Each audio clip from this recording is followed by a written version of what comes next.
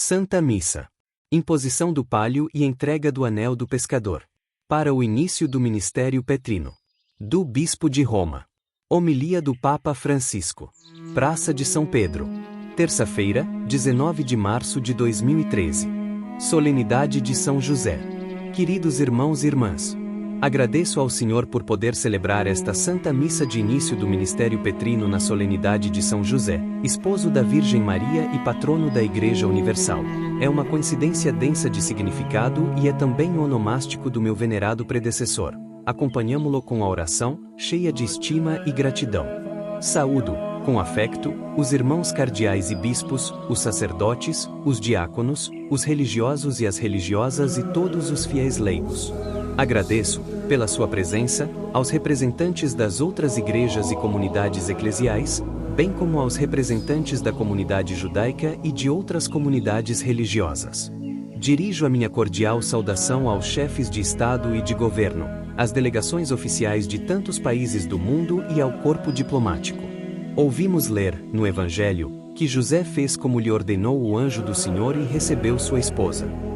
Nestas palavras, encerra-se já a missão que Deus confia a José, ser custos, guardião. Guardião de quem?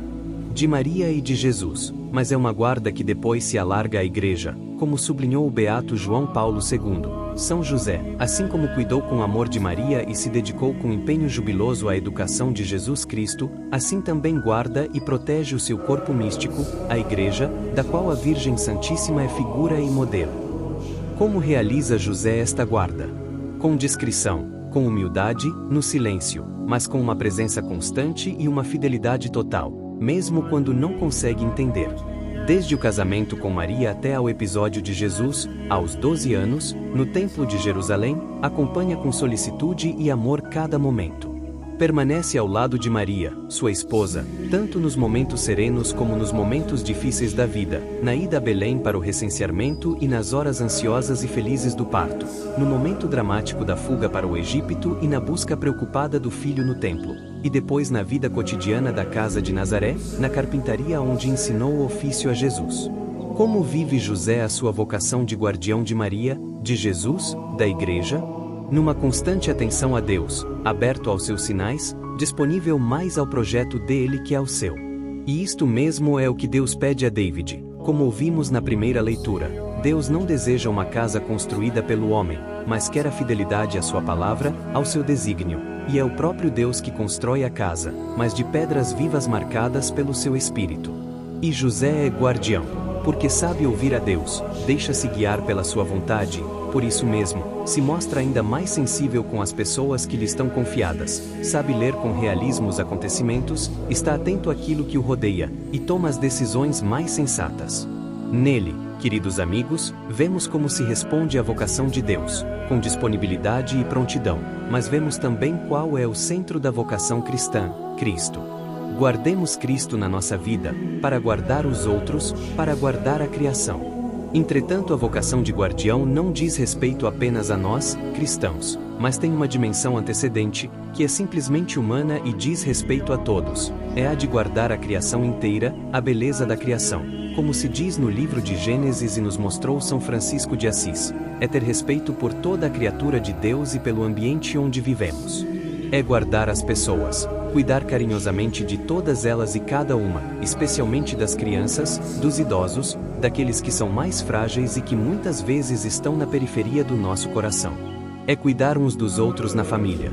Os esposos guardam-se reciprocamente, depois, como pais, cuidam dos filhos, e, com o passar do tempo, os próprios filhos tornam-se guardiões dos pais.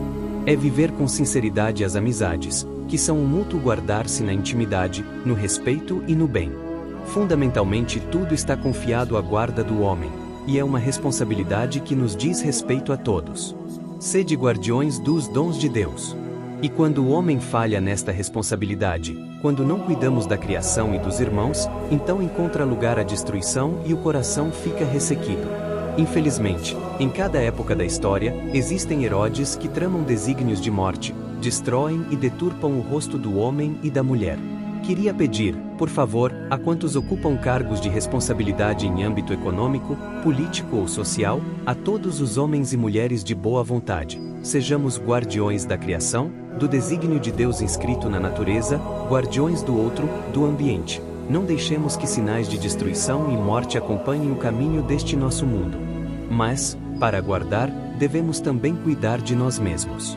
Lembremo-nos de que o ódio, a inveja, o orgulho sujam a vida. Então guardar quer dizer vigiar sobre os nossos sentimentos, o nosso coração, porque é dele que saem as boas intenções e as más, aquelas que edificam e as que destroem. Não devemos ter medo de bondade, ou mesmo de ternura.